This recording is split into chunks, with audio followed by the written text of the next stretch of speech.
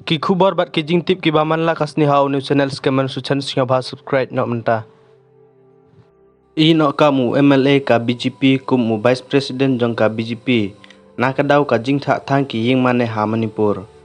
Pau ba ka BJP ka leben sisia ya ki Kristan nakaliang jong u R11 sunga baderu Vice President jong ka BJP. Ulabu ya ka kot ino kam jong u kum Vice President men haka khatlei tarik naitung snem arjar phalai tang nakadaw jong ka jing sa her thama ki ying mane jong ki pai Kristan hapo ka jilla Manipur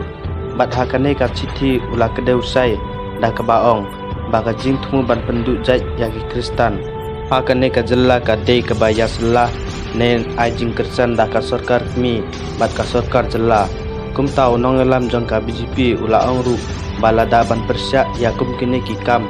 pentrim ya ki Kristan bat ya ki balang Kristan kabha ya u baun ino ya ka kam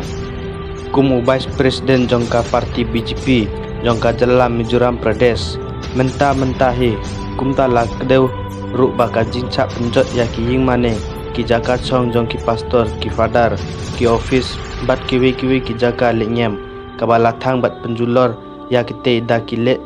no jong ka jai ban riu mete ya kane ka chithi ula ai House State President jong ka jalla Mizoram tang na kadaw jong ka huri hura la je ha jalla Manipur halor kane ka jingje na kaliang jong unu MLA chem la kanno ya u Chief Minister jong ka jalla Manipur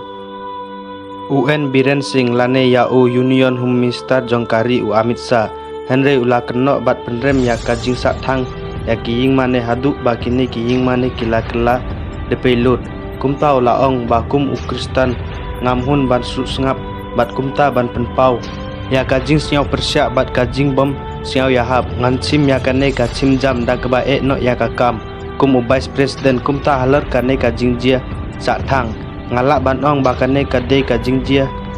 celalang da ka sarkar mi bat ka sarkar Manipur ban penjot ya kini ki ying mane Kristan ki badon ha ka jalla Manipur ban yada halar ka jing le bom hok bat jing le benya ki Kristan bat ban siau persya jur halar kane ka jing jia